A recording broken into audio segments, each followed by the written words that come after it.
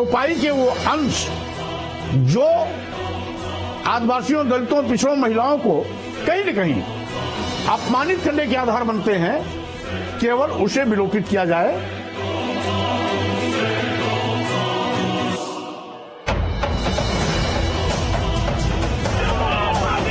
अपमानित करने वाले ये तथ्य विलोपित किए जाएं या प्रतिबंधित किए जाएं। भगवान श्री राम के खिलाफ कोई नहीं है। मैं मुख्यमंत्री जी से पूछने जा रहा हूं कि मैं शूद्र हूं कि नहीं हूं, लेकिन क्योंकि वो योगी भी हैं और धार्मिक स्थान से उठ करके सदन में आए हैं, वो बात मैं आपसे नहीं पूछूंगा। मैं ये कहूंगा कि वो चौपाई एक बार हमें पढ़ के सुना दो। नीच जाति के लोगों को शिक्षा ग्रहण करने का अधिकार नहीं था और उसमें कहा गया है कि नीच जाति के लोग शिक्षा ग्रहण करके जहरीला हो जाते हैं, जैसा कि सांप दूध पीने के बाद होता है। सनातन धर्म का मतलब है मानव धर्म। माननीय मुख्यमंत्री जी के विचार के साथ में है, उनके बयान का समर्थन करता हूं। देश की पहचान सनातन धर्म से है। हमारा सनातन धर्म भारत का राष्ट्रीय धर्म है।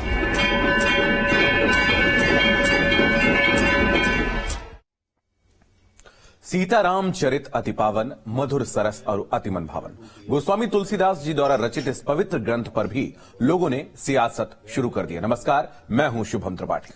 नमस्कार, मैं हूं राहुल राजपूत। न्यूज स्टेट के रामचरित सम्मेलन में आप सभी का स्वागत है। आज हम हिंदू मानस के सबसे बड़े धार्मिक ग्रंथ और उस पे उठे सबसे बड़े विवाद पर पूरे 1 घंटे, जी हां, पूरे 1 घंटे देश के बड़े साधु संतों, राजनीतिक विश्लेषकों और पॉलिटिकल पार्टियों के प्रवक्ताओं के साथ चर्चा और बहस करेंगे।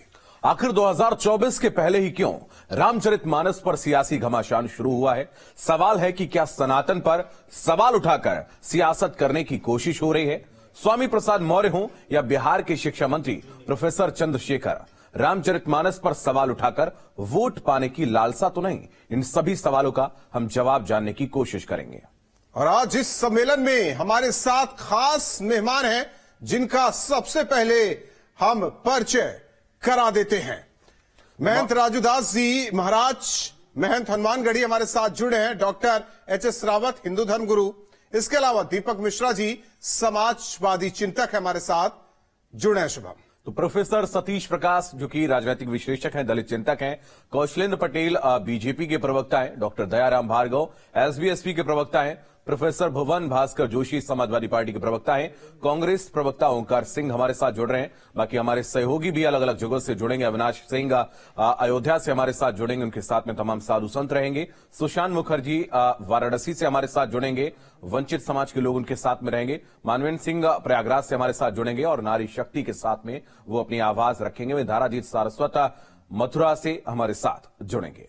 और आप सभी मेहमानों का स्वागत है। और सबसे पहले राजूदास जी, आपका रुख करेंगे। देखिए, जिस चौपाई को लेकर पूरी राजनीति हो रही है, ये कहे कि देश में राजनीति हो रही है, उस चौपाई का जो शाब्दिक अर्थ है, जो महत्वपूर्ण अर्थ है, जिस पर आपत्ति भी हो रही है एक पक्ष को, और दूसरा पक्ष समझाने की कोशिश कर रहा है कि आखिर अर्थ है क्या, क्योंकि अवधि भाषा का ये पूरा मामला है।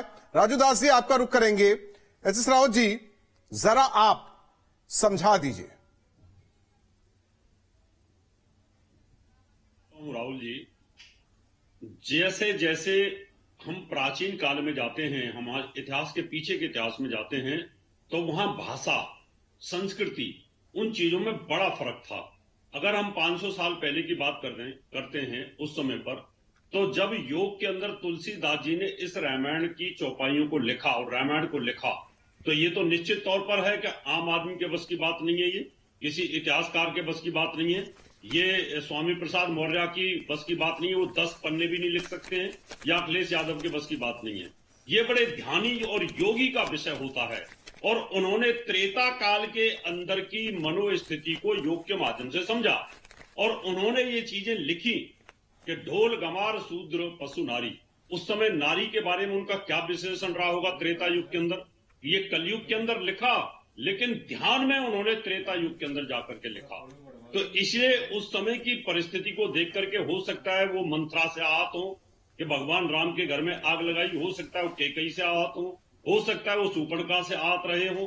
तो ऐसी परिस्थितियों के अंदर जब ध्यान में कोई चीज लिखी जाती है तो उन शब्दों के मायने होते हैं, और जिस भाषा में लिखा उन शब्दों के भी मायने होते हैं। मैं एक छोटी सी बात आपको समझाना चाहता हूं।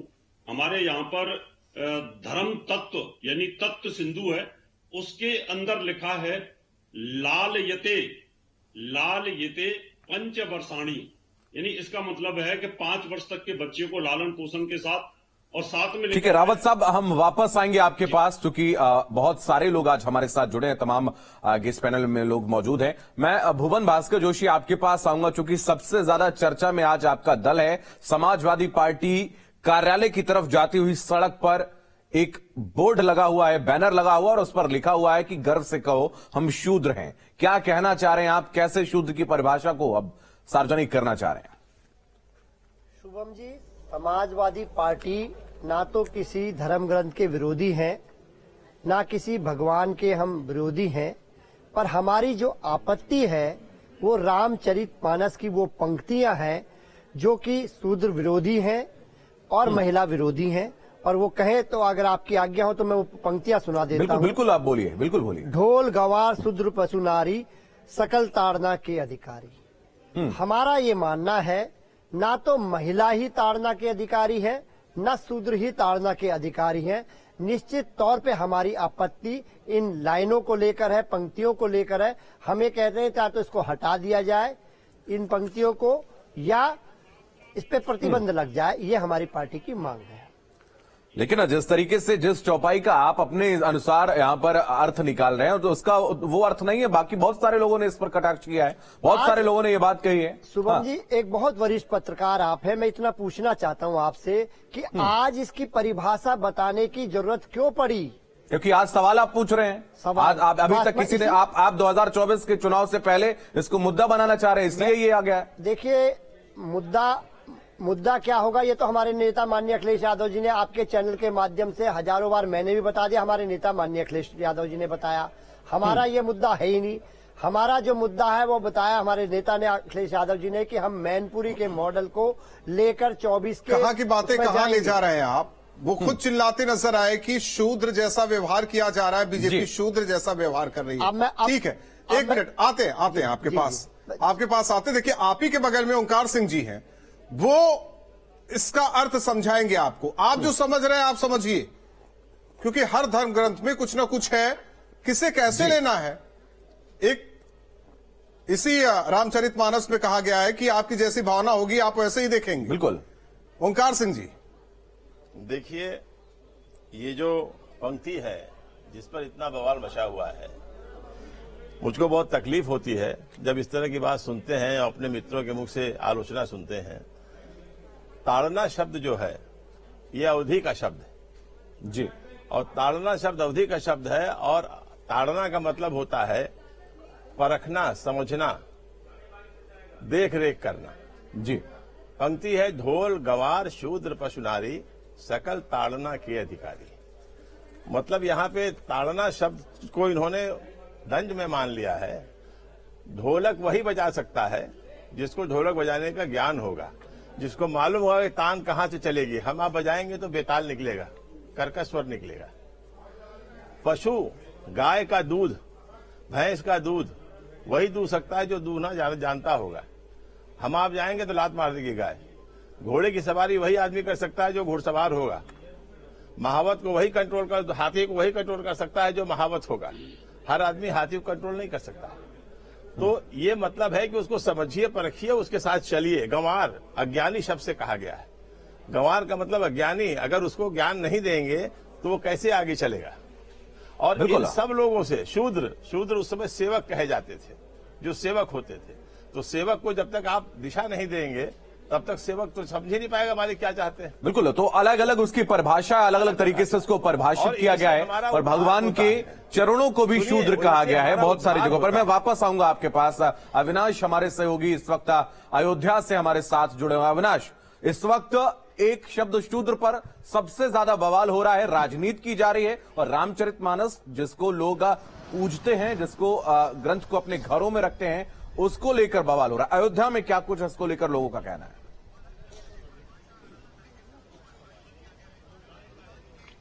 देखिए, अयोध्या वो नगरी है जिसे भगवान राम की जन्मभूमि कहा जाता है। और देखा जाए रामचरितमानस की बात करें तो रामचरितमानस का पाठ यहाँ पे घरों में होता है, तमाम मठों में होता है, जो मंदिर हैं वहां पर हर रोज रामचरितमानस का पाठ किया जाता है। देखिए, इस वक्त मेरे साथ जो तमाम आचार्य और संत हैं यहाँ के, पंडित कल्कीराम जी हैं, सीताराम दास जी हैं, दिवाकराचार्य जी हैं, इन्हीं लोगों से समझते हैं कि जिस रामचरितमानस को लेकर सवाल खड़े किए जा रहे हैं, जिस संत परंपरा पर सवाल खड़े किए जा रहे हैं, जब उन चीजों के बारे में इन लोगों को जानकारी लगती है और देखा जाए तो कहीं ना कहीं एक राजनीतिक रंग देने की भी राहुल कोशिश की जा रही है, तो ये लोग क्या सोचते हैं। शुरू आपसे करूंगा पंडित जी, थोड़ा सा आगे आ जाइए। जिस तरीके से एक बवाल मचा है, रामचरितमानस तो एक ग्रंथ है, फिर इस बवाल के पीछे की वजह आप लोगों को क्या लगती है एक संत होने के नाते? विनाश काले विपरीत बुद्धि। मृत्यु का कोई समय और स्थान जो होता निश्चित होता है। स्वामी प्रसाद मौर्य बहुत जल्दी जो है यमपुरी के मार्ग पर जाएंगे। हनुमान जी महाराज उनको किसी भी क्षण उनके प्राणांत कर देंगे। वो जितना बोल चुके हैं, बहुत बोल चुके हैं। जिस ग्रंथ की पूरी दुनिया पूजा करती है, पूरे भारत में पूजा होती है, एक 2 कौड़ी का ये आदमी जो अपने विधानसभा से जीत नहीं सका और हमारे ग्रंथ पर उंगली उठाता है, इसको चाहिए कि अपनी कुंडली चेक करावे कि मृत्यु का देवता इसको कब और कहाँ मिल रहा है, बस। लेकिन आप लोगों को नहीं लगता है कि लोकतंत्र में बोलने का हक है? हालांकि कुछ लोग, जैसे कि अगर संतों की बात करें तो उनका कहना है कि ग्रंथों के साथ छेड़छाड़ नहीं होना चाहिए। उस शब्द पर है राजनीतिक पार्टियां जिसके बारे में आज न्यूज स्टेट के जरिए वो दर्शक समझे कि लोग इसका गलत मतलब क्यों निकाल रहे हैं, इसे गलत क्यों बताया जा रहा है। हमारा मकसद साफ है।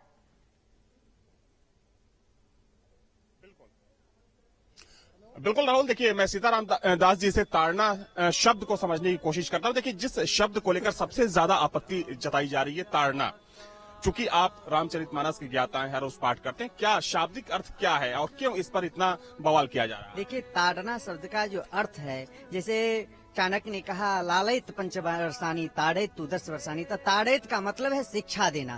ताड़ना शब्द यह अवधी भाषा है। ताड़ना का मतलब होता है देखना, परखना, शिक्षा देना, ये सब अर्थ हैं। और जो मनगढ़ंत अर्थ कर रहे हैं वो अर्थ है नहीं, ये अज्ञानतावश कर रहे हैं। इसको जो है समुद्र जी ने भगवान से विनय करके प्रार्थना करके, जब भगवान ने प्रार्थना किया और उस पर नहीं माने, जब भगवान ने क्रोधित हुए तो उन्होंने कहा देखिए ढोल गवार शूद्र पशु नारी ये सब ताड़ना के अधिकारी या सकल ताड़ना के अधिकारी। ताड़ना माने शिक्षा देना, देखना, परखना, ये उद्देश्य है।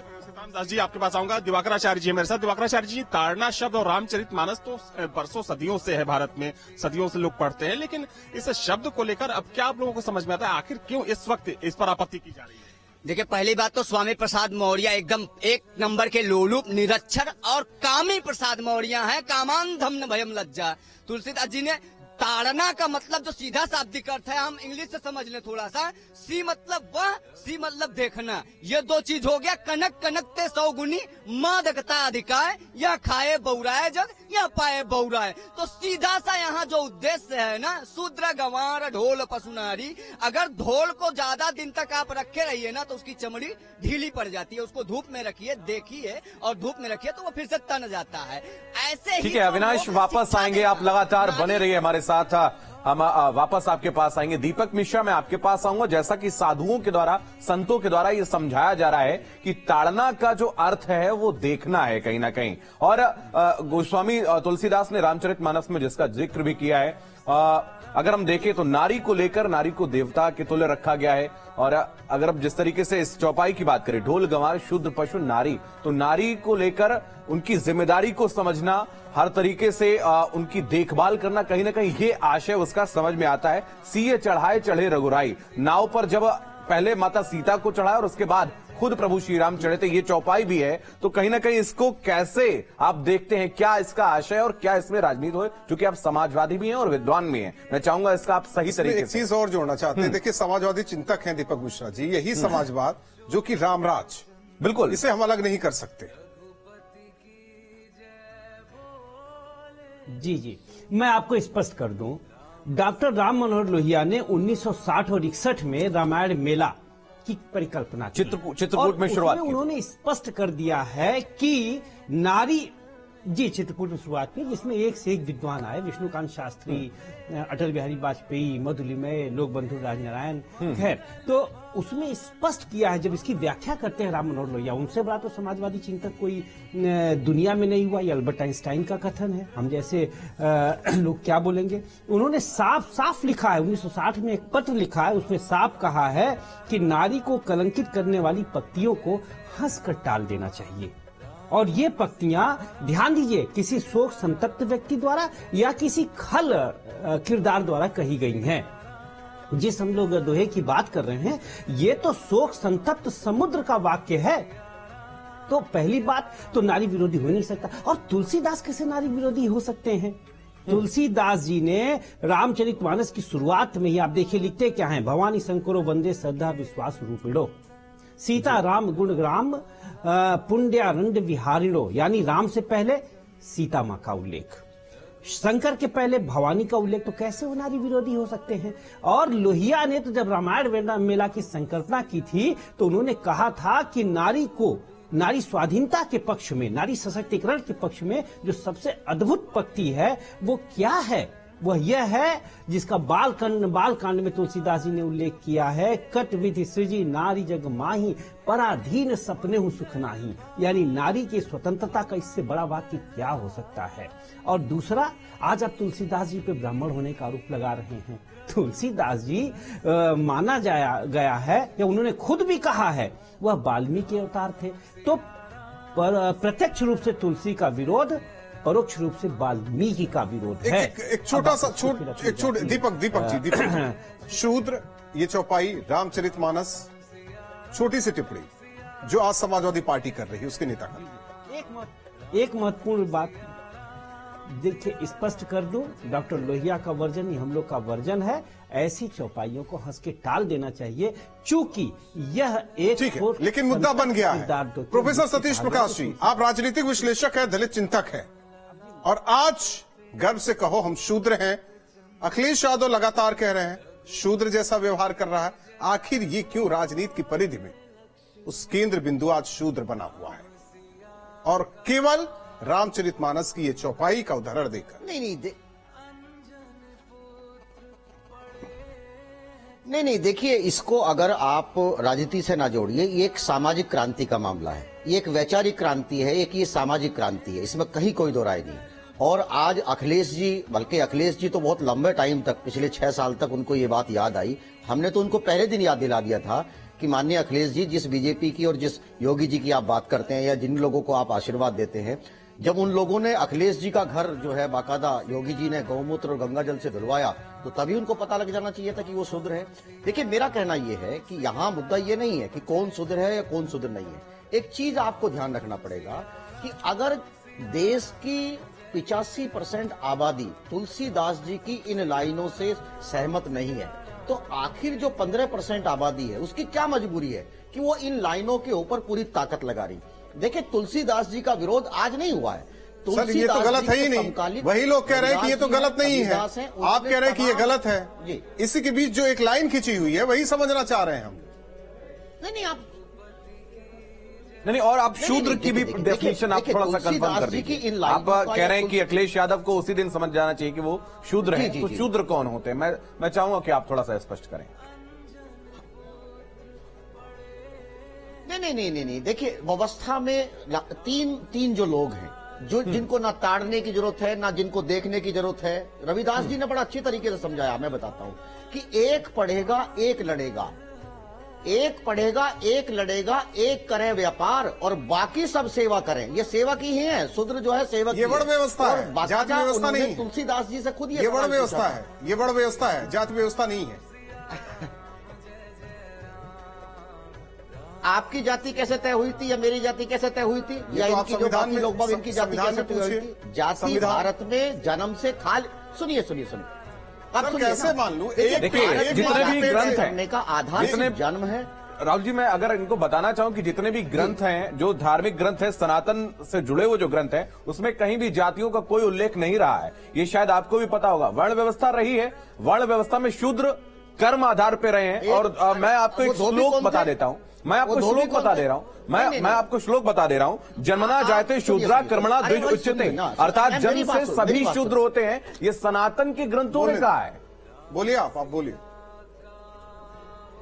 आप सुनिए ना, आप मेरी बात सुनिए ना, मेरी बात सुनिए ना। जब आपने मुझे बुलाया तो मेरी बात तो रखने का मौका बिल्कुल आपकी बात सुनने की। आखिर पूरे उत्तर भारत के या पूरे देश के, जी देखिए 15% आबादी की क्या मजबूरी है। मैं मजबूरी की बात, भारत में अलग अलग भाषाओं में 350 रामायण है। अगर तुलसीदास की रामायण यहाँ है तो दक्षिण में पेरियार की रामायण भी है। पेरियार की रामायण का अगर मैं आपका यहाँ बताना शुरू करूं तो आप सुनना पसंद करेंगे। मेरा कहना यह है कि देखिए भारत एक लोकतांत्रिक व्यवस्था है, भारत संविधान से चलता है, भारत धार्मिक रूप से गुलाम नहीं। इसलिए किसी धार्मिक किताब से आप भारत को चलाने की कोशिश ना करें। जो बात संविधान सम्मत नहीं है उसके खिलाफ चला कौन रहा है? ओंकार सिंह जी कुछ कहना चाह रहे हैं बीच में, सुनना चाहिए। ओंकार सिंह जी अपनी बात पूरी कीजिए और भी मेहमान हैं। बहस जो इतनी तगड़ी चल रही है, जो राहुल जी इतनी तगड़ी चल रही है, वो सिर्फ अखिलेश जी के बयान को लेकर चल रही है। अखिलेश जी ने जो कहा शूद्र शब्द, वो उसको समझिए क्यों कहा उन्होंने। वो गए थे पीताम्बरी देवी के महायज्ञ में शामिल होने के लिए, भारतीय जनता पार्टी के लोगों ने उनको वहां शामिल नहीं होने दिया। इस पर उन्होंने कहा कि ये क्या बात है कि भारतीय जनता पार्टी जो चाहे वो हो, और हम जो है क्या कहते हैं कहीं जाए तो हम हमारा विरोध। प्रसाद मौर्य ने बोल दिया, उसे आगे बढ़ा दिया उन्होंने। हाँ, इसलिए इन लोगों ने उसको बढ़ा दिया। सुशांत काशी में है और काशी के लोग कैसे देख रहे हैं? देखिए, हम उस नगरी में हैं जहां पर तुलसीदास जी रहा करते थे, रामचरितमानस लिखा करते थे। और जिस दोहे की बात हो रही है शुद्ध ताड़ना के अधिकारी, ये दरअसल भगवान श्री राम ने नहीं कहा है। आप अगर उस रामचरितमानस को पढ़ेंगे तो समुद्र को जब रास्ता देने के लिए भगवान श्री राम ने वाण निकाला तो समुद्र ने ये बात कही, और इसका अर्थ ये था कि जो बदमाश है, जो राक्षस प्रवृत्ति का है, वो उत्ताड़न के अधिकारी है। भारत की अगर बात की जाए तो भारत में चंद्रगुप्त मौर्य और नंद समाज जैसे लोगों ने राज किया है। भारत कहीं न कहीं से एक जाति बंधन में बंधने वाला देश कभी रहा ही नहीं। हमारे साथ कुछ लोग हैं, कुछ छात्र हैं जो खुद उस समुदाय से आते हैं, हम उनसे सीधे बात करते हैं। ये बताइए, आज के दिन पर जो रामचरितमानस को लेकर के हंगामा हो रहा है, जिस दोहे की बात की जा रही है, आप लोग सर्व विद्या की राजधानी में पढ़ते हैं और आज 2023 है, क्या सोचते हैं इस विषय पर? बेसिकली ये समझना चाहिए कि आज के संवैधानिक भारत में हर कोई बराबर है। संविधान ने सभी को बराबरी का हक दिया है और साथ ही इस बात का भी हक दिया है कि जो कोई भी व्यक्ति है वो जिस धर्म को मानना चाहे, जिस धर्म में अपनी आस्था रखना चाहे, रख सकता है। कोई भी किसी को किसी धर्म के मानने के लिए फोर्स नहीं कर सकता है। और रामचरितमानस को लेकर के जिस तरीके से घटनाएं की जा रही हैं, जिस तरीके से वाद विवाद उत्पन्न किया जा रहा है, कुछ भी जो धार्मिक उन्माद फैलाने की लोग कोशिश कर रहे हैं, उनको समझना चाहिए कि आपको धर्म मानना मानिए, न मानना मत मानिए। लेकिन आप तुलसीदास जी ने आज के भारत में थोड़ी रामायण लिखी थी। रामचरितमानस जो उन्होंने लिखा वो आज के समय में थोड़ी लिखी थी। वो उस समय लिख रहे थे जिस समय जो वैदिक परंपरा है या जो परंपरावादी समाज है, जहाँ पे जाति की जड़ता तमाम चीजें यथावस्थित के रूप में बनी हुई थी। आप देखेंगे उसी समय में संत रविदास जी भी हैं, संत कबीर भी हैं। रविदास जी ने तो कह दिया कि मन चंगा तो कटौती में गंगा। अगर मन ही चंगा है, सारे संतों ने तो मन पे ही बात की है। ये बताइए क्या नाम है? पूजा शाह नाम है। और मैं बताइए कि जिस तरीके से रामचरितमानस के दोहे पर एक बवाल हो गया है, हालांकि अगर उसे देखा जाए तो शूद्र की बात वहां पर उस तरीके से जातिगत तरह से नहीं की गई थी।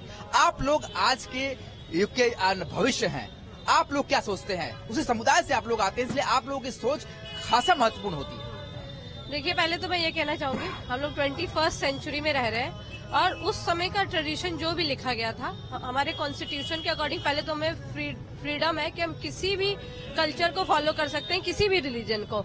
जिस तरह ये लोग टीवी पे जो भी डिबेट कर रहे हैं रामचरितमानस के ऊपर, या फिर जो भी है, भगवान है नहीं, जो भी वो कह रहे हैं, डिबेट कर रहे हैं, वो एजुकेशन से रिलेटेड या एम्प्लॉयमेंट से रिलेटेड डिबेट तो नहीं करते। इतना टाइम वो ऐसी चीज को क्यों फोकस कर रहे हैं?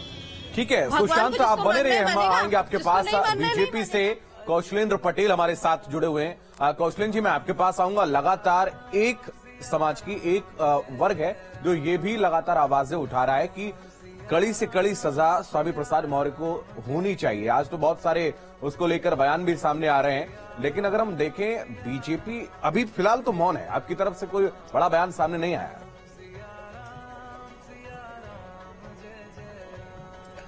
देखिए, अभी कोई वक्ता संत रविदास जी की बात को ही उल्लेख कर रहा था कि मन चंगा तो कटौती में गंगा। मैं इसी से अपनी बात आगे बढ़ाऊंगा। आज माननीय अखिलेश यादव जी शूद्र बनने का प्रयास कर रहे हैं, इसका मैं बहुत बहुत स्वागत करता हूं। लेकिन अखिलेश यादव जी ये बताने का काम करें कि जब उनकी पार्टी शेड्यूल कास्ट और शेड्यूल ट्राइब को प्रमोशन में रिजर्वेशन देने की बात की जा रही थी, तो सदन के अंदर उनका विरोध क्यों किया था?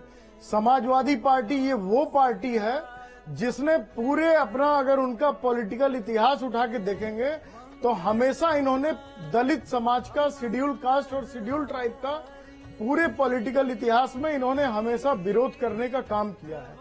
जब पार्लियामेंट के अंदर, विधानसभा के अंदर इन लोगों ने विरोध किया, और आज जब ये देख रहे हैं कि बहुजन समाज पार्टी का जनाधार पूरी तरह से खिसक चुका है, तो पॉलिटिकली मोटिवेटेड होकर के ये लोग इस प्रकार की बात कर रहे हैं। ये जो ड्रामा समाजवादी पार्टी के लोगों के द्वारा किया जा रहा है, ये पूरी तरह से पॉलिटिकली मोटिवेटेड है, और इसको पूरी तरह से उत्तर प्रदेश की जनता और देश की जनता देख रही है। ये समाजवादी पार्टी के लोग जिन्होंने राम भक्तों की हत्या करने का काम किया था, जिन लोगों ने राम भक्तों पे गोली चलवाई थी, अभी दे रहा है। कोई वक्ता 85% और 15% की बात कर रहे थे। मैं उनसे कहना चाहता हूं कि आज जो भगवान शालिग्राम भाजपा के मित्र के मुंह से शोभा नहीं दे रहा है, बार बार कहते हैं भक्तों में गोली चलवाई है, दूसरी तरफ पद्म विभूषण भारत के अंदर सुन लीजिए, आप बता दीजिए ना, एक मेरी बात सुनिए। कौशलेंद्र पटेल जी हैं, कौशलेंद्र पटेल जी, एक मिनट। डॉक्टर दयाराम भार्गव जी हैं, आपके, ठीक है, आपके ही अध्यक्ष जी ने कहा कि आज अखिलेश को याद आ रहे हैं शूद्र। बहुत सारी चीजें उन्होंने कही। सवाल इस बात को लेकर है, संविधान हक देता है, देश हमें हक देता है, लेकिन ये पिछड़े बनने की कोशिश क्यों हो रही, अति पिछड़े बनने की कोशिश क्यों हो रही? माना कि राजनीति है। देखिए, हमें तो हंसी आती है समाजवादी पार्टी के मुखिया पर, क्या काम करना था और क्या कर बैठे। आप 2017 की सरकार से हटे, उसके बाद आपने प्रयोग पे प्रयोग किया और फ्लॉप हुए। दूसरी बात, जिस स्वामी प्रसाद मौर्य की चर्चा हो रही है, होना ही नहीं चाहिए था। कारण उनको समझिए, बहुजन समाज पार्टी में 4 बार सरकार में रहे, कैबिनेट मिनिस्टर रहे, अच्छे अच्छे मलाईदार इनके पास रहे, तब इनको याद नहीं आया। पांचम रामम शरणम गच्छाम, भारतीय जनता पार्टी में चले गए, कैबिनेट मिनिस्टर है, मलाई खाए 5 साल। लेकिन देखा कि 2022 में स्वयं भारतीय समाज पार्टी समाजवादी पार्टी के साथ गठबंधन में गई, तो स्वामी जी को लगा कि सरकार तो समाजवादी की बन रही, चलो यहां से छोड़ के भगो। वहां से भगे, लेकिन जिस विधानसभा से, जिस जिले से लड़े, 5 जो है विधानसभा स्वयं हार गए, अपना खुद हार गए। और उसी रामम शरणम गच्छामी में स्वामी प्रसाद मौर्य अपनी बेटी को जो है सांसद बना के बैठे हुए हैं। तब ये चौपाई याद नहीं आई। आज समाजवादी पार्टी के डगर में, और एक चीज और है, इस विवाद में आप देखिए, लेकिन सपा मुखिया हमारी बात का स्टैंड क्या है? नहीं, ठीक है, मैं आप छोड़ दीजिए समाजवादी पार्टी, एसबीएसपी का स्टैंड क्या है इस चौपाई पर? मैं आपको बता रहा हूँ, वही बता रहा हूँ। ये स्वयं भारतीय समाज पार्टी की तो बात बता रहा हूँ मैं। आज मैं ये कह रहा हूँ, ये किस मुंह से पिछड़ों की बात करते हैं, किस मुंह से शूद्रों की बात करते हैं। 4 बार समाजवादी की सरकार रही, अति पिछड़ों के साथ, अति दलितों के साथ जितना घोर अन्याय हुआ, उतना किसी सरकार में नहीं हुआ। और अगर हम बात करें कानून व्यवस्था की उत्तर प्रदेश में, तो अगर देखा जाए तो बहुजन समाज पार्टी की सरकार में कानून व्यवस्था थी। सपा सरकार के 4 शासनकाल में, सुन तो लीजिए, आपका पक्ष सुनिए हमारी बात, अरे सुन तो लीजिए, सुनो तो भाई, मैं काफी देर से सुन रहा हूँ भाई, मैं बीच में नहीं बोलूंगा। दूसरी बात, जिस बात हो रही, ढोल गमार शूद्र पशुनारी सकल ताड़ना के अधिकारी। ढोल को अगर देख के ताल दिया जाए तो सुर मिलेगा। गंवार जो एक प्रकार का, जिसे हम अपनी भाषा में कह दें कि जो बुद्धिहीन होता है उसको देखना पड़े तो ज्यादा अच्छा है। पशु जानवर जो होता है गांव में, जो खेती करता है किसान, 2 बैलों के साथ में जब हल चलाता है तो इतनी बुद्धि होती है बैल को भी, वो कहता नो, बाएं मुड़ जाता, दाएं मुड़ जाता। क्यों कहता है? वो देखता रहता है कि अगर वो नहीं बोलेगा या हाथ जोड़ के सामने बैल के सामने खड़ा हो जाएगा कि प्रभु जी मेरा इधर हो जाओ, नहीं जाएगा। नारी की अगर बात आती है, जिसने नारी के सम्मान के साथ ठेस पहुंचाया वो विलुप्त हो गया। उदाहरण के तौर पर रामायण में अब रावण को देख लीजिए, जिन्होंने सीता का हरण किया, पूरा कुनबा ही खराब हो गया। अब महाभारत में चले जाइए। लेकिन आप लोग समझ रहे हैं समाजवादी पार्टी, देखिए जी, डॉक्टर राम मनोहर लोहिया समझ गए, आप लोग समझ रहे हैं, लेकिन झंडा अभी भी बुलंद है। जोशी साहब, नहीं देखिए, जोशी साहब का झंडा अभी भी बुलंद है, क्योंकि उनके राष्ट्रीय अध्यक्ष ने बोल दिया ये पत्थर की लकीर। देखिए, न संविधान के तहत, आज स्वामी प्रसाद न रामचरितमानस के है, राहुल जी, और समाजवादी पार्टी की मजबूरी है। अगर ये कह दे समाजवादी बगल में बैठे हैं बोलने दीजिए, भार्गव साहब, बयान से जिस तरह ये लोग चल रहे हैं, बगल में बैठे हैं बोलने दीजिए। राहुल जी, जिस प्रकार का व्यवहार उत्तर प्रदेश के पूर्व मुख्यमंत्री हमारे नेता माननीय अखिलेश यादव जी के ओर से को करा गया भारतीय जनता पार्टी के द्वारा, आप देखिए वो क्या व्यवस्था कहलाती है। गंगा जल से, गौमूत्र से उस भवन की धुलाई होती है। प्रदेश और देश में भी नहीं, राहुल जी, अगर आप भी घर बदलने जाते हैं, राहुल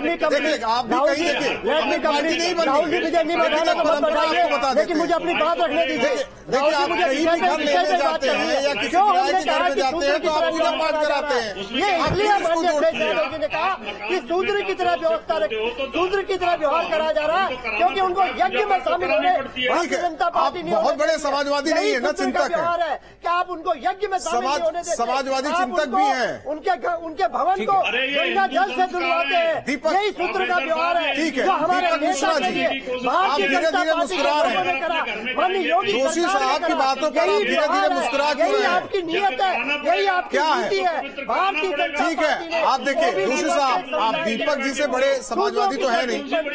उसकी दीपक मिश्रा जी, बहुत कम समय में अपनी बात कह दीजिए। राव साहब जरा शांत रहिए, शांत रहिए। दीपक जी देखिए, ये कौन सी व्यवस्था में होता है? आप बोलिए दीपक जी। नहीं, देखिए, हमारे भाई बोल रहे हैं। देखिए, पहली बात मैं स्पष्ट कर दूं, तुलसीदास जी को आप बताइए, हिंदू है कि नहीं है? आप बताइए, सनातन धर्म को मानते हैं कि नहीं? आप यज्ञ में जाने, अरे भाई, 4 बार के शासनकाल में समाजवादी पार्टी यही नहीं सिद्ध कर पा रही है कि हम शोर में सच दब जाता है। जब आप सत्ता में थे भुवन भाई, शोर मचा कौन रहा है?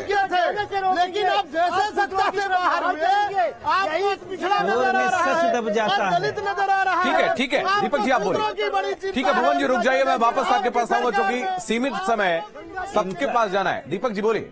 इनकी आवाज को जी देखिए, सबसे बड़ी बात यह है, अभी मैं सोशल मीडिया देख रहा था। देखिए, यह डिबेट जितनी राजनीतिक है उससे ज्यादा सामाजिक है। और अभी मैं सोशल मीडिया पे देख रहा था, कुछ लोग तुलसीदास के नाम के आगे दुबे लगा के लिख रहे हैं। आप बताइए, जिस तुलसीदास जी ने कवितावली में सर, हमें उधर नहीं जाना, लिख दिया है, मेरे आज वही पार्टी बोल रही है जो समाजवाद का झंडा बुलंद कर रखी है। अब देखिए, वही पार्टी के लोग कहते थे रामराज समाजवाद का पक्ष, फिर रामचरितमानस में जो सारी चीजें हैं, राम के चरित्र का जो सारा वर्णन, आपको बता दूं भाई, राम राज्य तो एक तरीके से समाजवादी सोच पर आधारित थी ना। बैर करता हूँ सब कोई, राम प्रताप क्षमता कोई। आप बताइए, आप सनातन को मानते हैं कि नहीं? अब ये सवाल कहाँ से आ गया? हिंदू है कि नहीं है, मुसलमान है कि नहीं? राहुल जी प्रयागराज चलते हैं, मानवेंद्र वहां से हमारे साथ जुड़े हुए हैं। और मानवेंद्र, सवाल आपसे ये भी है कि आज माघ मेले में कुछ साधु संतों ने ये ऐलान भी कर दिया है कि जो समाजवादी पार्टी के नेता हैं उनको मठों में, मंदिरों में नहीं घुसने दिया जाएगा, ये उनका विरोध है। क्या कहेंगे? समझ नहीं आया, ये तो वही काम किया जा रहा है जो तुलसी के साथ उस समय हुआ था। जी बिल्कुल, जो साधु संत है उनका कहना है कि जिस तरह से लगातार अपमानजनक टिप्पणियां की जा रही हैं, उसके बाद भी समाजवादी पार्टी जो स्वामी प्रसाद मौर्य और ऐसे लोगों ऐसे जो बयान दे रहे हैं उनके खिलाफ कार्रवाई की बजाय उनको प्रमोट कर रही, तो उसको लेके साधु संतों में नाराजगी थी। लेकिन फिलहाल हम प्रयागराज में हैं, हमारे साथ महिलाएं हैं तमाम, जो ये पूरा विषय है उस पर बात करने के लिए, और उनसे सीधे बात करेंगे। ये बताएं, जिस तरह से पूरा विवाद खड़ा किया गया है, क्या कहेंगे? स्वामी प्रसाद मौर्य, जिसका नाम ही स्वामी हो, बड़ा दुख लगता है इस तरह के वो वक्तव्य देते हैं। धर्म है हम लोग का, सनातन धर्म से मन है हम लोग का इसमें रमा हुआ है। ऐसे वक्तव्य उनको नहीं देना चाहिए जिससे हम लोग को कष्ट हो। और हम तो कहते हैं सब नारियों की ओर से हम लोग को एक मोर्चा करना चाहिए, इसके लिए अभियान शुरू करना चाहिए। इनको त्याग पत्र अवश्य तुरंत देना चाहिए, और हम लोग की गलती, हम लोग ऐसे लोगों को पत्र तो उनसे अखिलेश ही ले सकते हैं। आप बताएं क्या कहें? जी, मैं भी इनके बातों से बहुत सहमत हूँ, लेकिन वो एक पढ़े लिखे आदमी ऐसा वक्तव्य कैसे दे सकते हैं? उनको देश और समाज की चिंता करनी चाहिए, और खास तौर से जिस देश में नारी पूजी जाती है उस जगह रामायण का उन्होंने संदर्भ किया है, तो उनका विचार बिल्कुल गलत है। वो समझे ही नहीं कि किस संदर्भ में वो चौपाई कही गई है। समझदीप, आप बताएं कि वो कह रहे हैं कि महिलाओं का भी अपमान है, जो पिछड़े हैं, दलित हैं, उन सब का अपमान किया गया है। जिस तरह की चौपाइयों को उन्होंने उसका उदाहरण दिया है। हाँ, मैं बस ये कहना चाहती हूँ कि सर्वप्रथम वह तुलसीदास जी द्वारा रचित रामचरितमानस, जो कि 1576 में लिखी गई है, उसे पहले एक बार पढ़ें। पढ़ने का अर्थ है कि जैसे उसमें लिखा गया है, अगर हम इस दोहे पर ही चर्चा करें, ढोल गंवार शूद्र पशु नारी सकल ताड़ना के अधिकारी, तो ये किस वक्तव्य में किसने कहा है? ये राम जी ने नहीं कहा, ये तुलसीदास जी ने नहीं कहा। राम जी ने जब प्रत्यंचा चढ़ा ली थी और समुद्र को यह इशारा किया था कि हाँ, अब मैं तुम्हें, अगर तुम मुझे रास्ता नहीं देते हो तो मैं तुम्हें अब सुखाने जा रहा हूँ, उस वक्तव्य पे वहाँ पर समुद्र ने यह दोहे को बोला था। और यहाँ पर अगर हम ढोल गंवार शूद्र की बात यही सबको देखिए, ढोल अगर हम सीखे नहीं, जो वाकई सही अर्थ है वो बताना चाहिए समाज में, के बराबर, ना कि कोई विघटन हो, सामाजिक समरसता को चोट पहुंचे। अविनाश, अयोध्या के साधु रह नहीं गए हैं। अब जिस प्रकार से वो समाज में फूट डालने का काम कर रहे हैं, समझने वाला व्यक्ति धर्माचार्य धर्म गुरुओं के पास आकर बैठता है और उन बातों को समझता है, अपने शिक्षक के पास जाता बैठता है, समझता है, लेकिन ये समझना वो तो आप लोगों को मानते ही नहीं। वो नहीं मानते, इसलिए उनको पता ही नहीं है। जब सनातन संस्कृति के संवाहकों से जाने कुछ चीजें, या सनातन संस्कृति से जुड़े विद्यालयों में पढ़े, ये कॉन्वेंट में पढ़ने वाले एक पिताजी घर पे और दूसरे फादर विद्यालय में रखने वाले, ये सनातन संस्कृति की विद्या पद्धति को कैसे जान लेंगे? इन्होंने सनातन संस्कृति को कभी पढ़ा ही नहीं जाना। चलिए आऊंगा पंडित जी, कलकीराम जी, जिस रामचरितमानस को लेकर सवाल खड़े किए जा रहे हैं, उनकी पंक्तियों पर सवाल खड़े किए जा रहे हैं, आपको नहीं लगता कि अगर अयोध्या से बात निकलेगी, अयोध्या से समझाया जाएगा, तो शायद ये विवाद थम जाए? देखिए, रामचरितमानस पर किसी प्रकार की टिप्पणी करने का अवसर नहीं है, लेकिन जो लोग ऐसा किए हैं उनके विनाश का मार्ग प्रशस्त हो चुका है। हम आपके चैनल के माध्यम से अपने देश के यशस्वी प्रधानमंत्री माननीय नरेंद्र दामोदर दास मोदी जी से आग्रह करते हैं कि रामचरितमानस और गीता को अविलंब राष्ट्रीय ग्रंथ घोषित किया जाए। ठीक है, ओंकार सिंह जी क्या कहेंगे? ओंकार सिंह जी, देखिए, राजनीतिक मुद्दा इसे बना दिया गया है।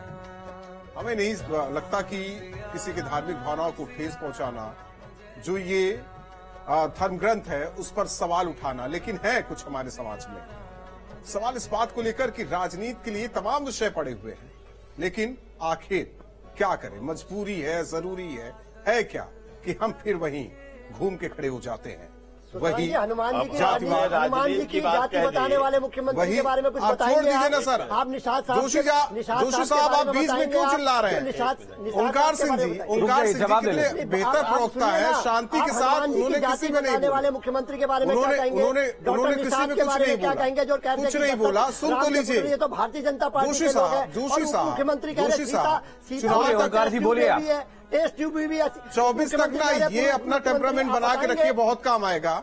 बोलने दीजिए ओंकार सिंह जी को, हम लोग एक स्वस्थ चर्चा चाह रहे हैं। देखिए, राजनीति की बात आपने की, तो इस ग्रंथ में हम राजनीति को नहीं लाना चाहते थे, लेकिन अब राजनीति वाकई में आ गई है और ये मिली नूरा कुश्ती हो रही है। ये भारतीय जनता पार्टी, समाजवादी पार्टी की नूरा कुश्ती है। कि वो एक बार इनको बोलते हैं। कांग्रेस के लोग समर्थन करते हैं, इनके एक बार लोग समर्थन करते हैं। सुन लीजिए, अभी बोल लीजिएगा, जब मैं बोलूँ तो बोल लीजिएगा। आप समर्थन करते हैं, पहले मैं बोल माता सीता को कहते हैं टेस्ट भी है, आप समर्थन करते हैं। पहले मेरी बात सुन ले। आप माननीय योगी जी राजस्थान में नहीं कर रहा, माननीय योगी जी राजस्थान में कहते हैं।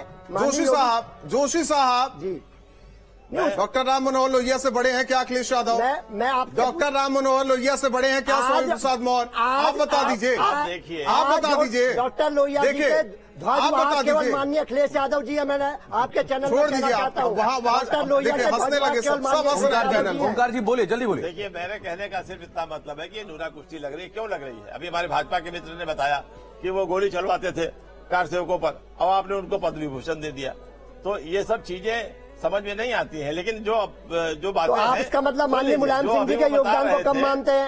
आप कांग्रेस माननीय मुलायम सिंह जी के इस प्रदेश के योगदान को कम मानते हैं, देश का योगदान कम मानते हैं? आप बताइए ना, आप हमारे नेता के बारे में कहेंगे तो क्या हम चुपचाप सुन लेंगे क्या? जब बोलिएगा आराम से, जब हम चुप हो जाएंगे तो आप नहीं, आप बोल रहे हैं ना उनको पद्म विभूषण नहीं मिलना चाहिए, आप कांग्रेस की राय है। कहाँ जा रहे हैं आप लोग? अच्छा जोशी जी, दूसरी चीज जो मैं कह रहा था कि जो अभी हमने आपके चैनल पे ही देखा, जो बाबा जी कह रहे थे कि ये समझा नहीं सकते हैं इनको क्योंकि ये समझने के ऊपर बाहर हो चुके हैं, मैं इसको नहीं मानता। सर नामवर सिंह ने इसी रामायण की विस्तृत व्याख्या की है और उसमें उन्होंने कहा है कि सबसे अच्छा उदाहरण है गरुड़ और काकभूषुंडी के संवाद।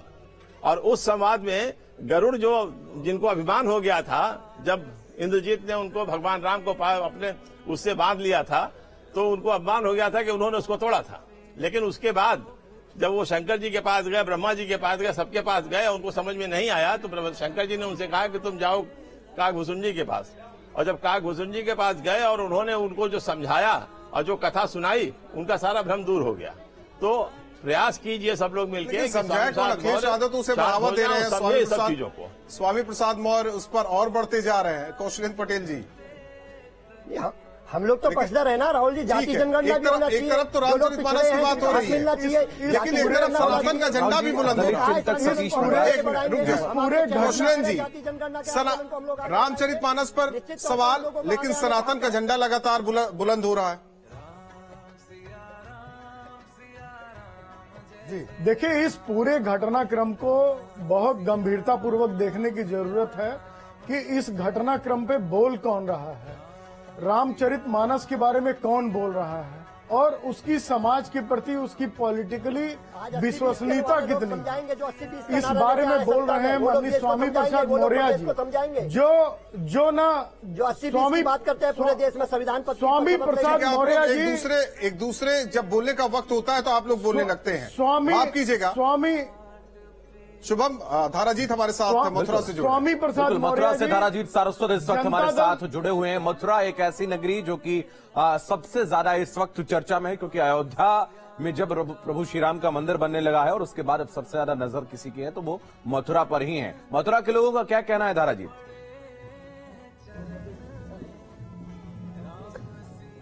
देखिए अविनाश, लगातार देख रहे हैं कि जिस तरीके से धार्मिक भावनाओं को भड़काने का काम किया जा रहा है, लगातार रामचरितमानस पर टिप्पणी की जा रही है, उसे लेकर वृंदावन के साधु संतों में काफी आक्रोश है और वह अपनी भाषा में लगातार उसका विरोध भी जता रहे हैं। इस वक्त हम वृंदावन के जो सिद्धपीठ है हनुमान टेकरी, वहां पर हैं। यहाँ पर हमारे साथ तमाम साधु संत मौजूद हैं। इस तरीके का जो वातावरण चल रहा है, लगातार टीका टिप्पणी हो रही है रामचरितमानस को लेकर, उसे साधु संतों में काफी आक्रोश है। महाराज जी, जिस तरीके से देख रहे हैं कि कह रहे हैं कि शूद्रों का अपमान हो रहा है। नहीं, शूद्रों का अपमान इसमें रामायण में नहीं है। शूद्र और सवर्ण सभी एक धार हैं और सबके लिए गोस्वामी जी ने लिखा है कि जो भी रामायण में लिखा है कहीं भी अन्याय नहीं। ये मंत्र है, रामायण नहीं है, ये मंत्र है।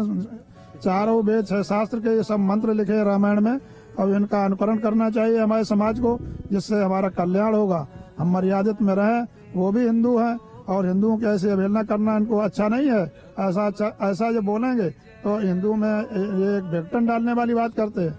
ये ऐसा नहीं करना चाहिए। समाज को लेकर चलना चाहिए, समाज में रहना चाहिए, समाज में अन्याय नहीं होना चाहिए। रामायण एक हमारा धर्म है और हम इसी धर्म को मानते हैं। उस पर कोई भी अगर आलोचना करेगा, कोई भी विवाद करेगा तो हिंदू समाज, हिंदू संत उस पर कड़े जवाब देंगे, धरना धरेंगे, लड़ाई लड़ेंगे, जो भी होगा वो उसको देखा जाएगा।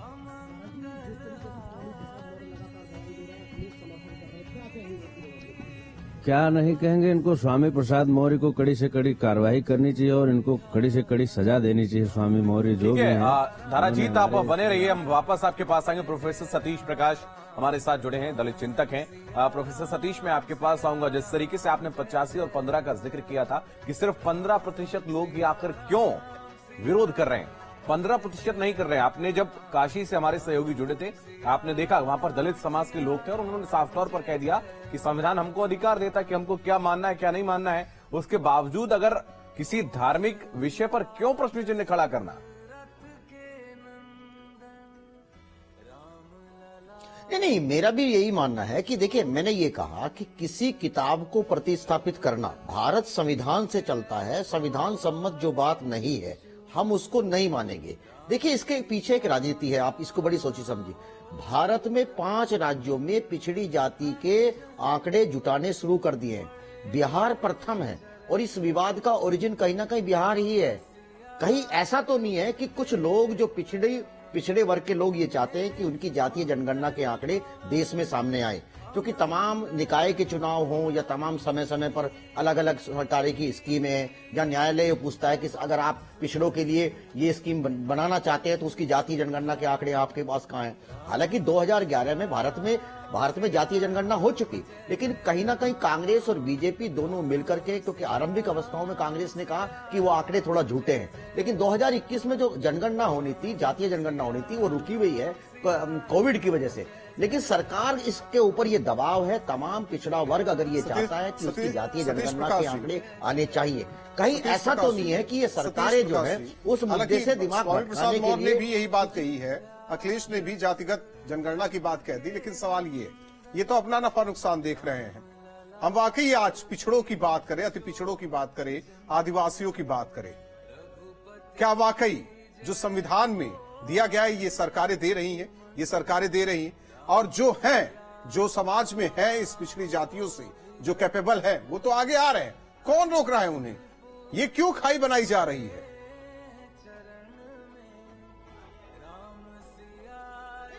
मैं ऐसा नहीं कह रहा कि भारत बहुत पीछे गया है। आगे देख के देखिए, जातीय व्यवस्था सच्चाई है, इसमें कहीं कोई दो राय नहीं। और ये सच है कि जाति जन्म से तय होती है और जाति आदमी के शरीर के से जुड़ी हुई। सर, ये तो संविधान देता है ना, ठप्पा तभी तो लगता है ना। और जो वो जिस कुल में जिस जाति में है, संविधान ही तो देता है सर, कोई तो देता नहीं, या कोई धार्मिक ग्रंथ देता नहीं। ये नहीं, निश्चित रूप से नहीं धार्मिक। मैं फिर ये कहूंगा कि तमाम लोगों को ये ध्यान रखना चाहिए कि भारत अलग अलग विचारों का देश है, भारत विविधताओं का देश है, भारत अलग अलग धर्मों का देश है। किसी भी सार्वजनिक पद के ऊपर जो भी व्यक्ति बैठा, चाहे वो स्वामी प्रसाद मौर्य हो या अखिलेश यादव हो, मैं हूं, हमेशा सनातन कभी भी धार्मिक भावनाएं नहीं। सवाल सनातन। ये रावत साहब से इसका जवाब ले लेते हैं। रावत जी, हमेशा सनातन पर ही क्यों टिप्पणी होती है? सबसे आसान क्यों है सनातन को टारगेट करना? देखिए, आसान इसलिए है कि इसके अंदर फतवा जारी करने का विधान नहीं है, सर तन से जुदा करने का विधान नहीं है। अगर यही कुरान के खिलाफ बोला होता स्वामी प्रसाद मौर्य ने, तो अब तक लाखों लोग सड़क पे होते, मस्जिदों से बाकायदा माइक के द्वारा बोला जाता और उनकी गर्दन उड़ा दी जाती। ऐसा वहां पर फरमान होता है, वहां पर बाकायदा उन्होंने तय कर रखा है। यहाँ हिंदू धर्म में कोई कुछ भी बोले, या रामायण में आग लगा दी है, लेकिन यहाँ अभी साधु संत चुप बैठे हैं, हिंदू सब चुप बैठे हैं कि एक व्यक्ति की इतनी हिम्मत के धर्म ग्रंथ को आग लगा दे, हिंदुत्व के धर्म को, सनातन की रीढ़ को आग लगा दे, और उसके ऊपर बहस हो और उसको सपोर्ट करने वाले लोग हों, और फिर अखिलेश जैसे आदमी बोले कि मैं शूद्र हूं।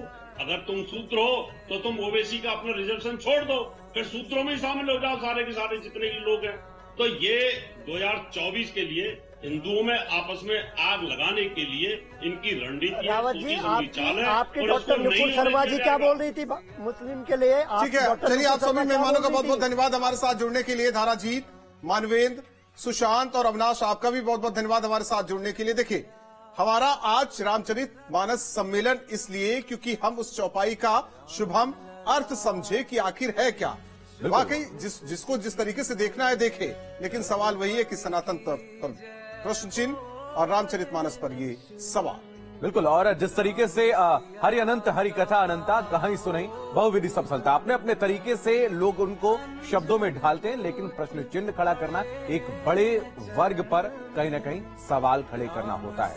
इस खास कार्यक्रम में फिलहाल इतना ही। आप लगातार बने रहिए न्यूज स्टेट के साथ।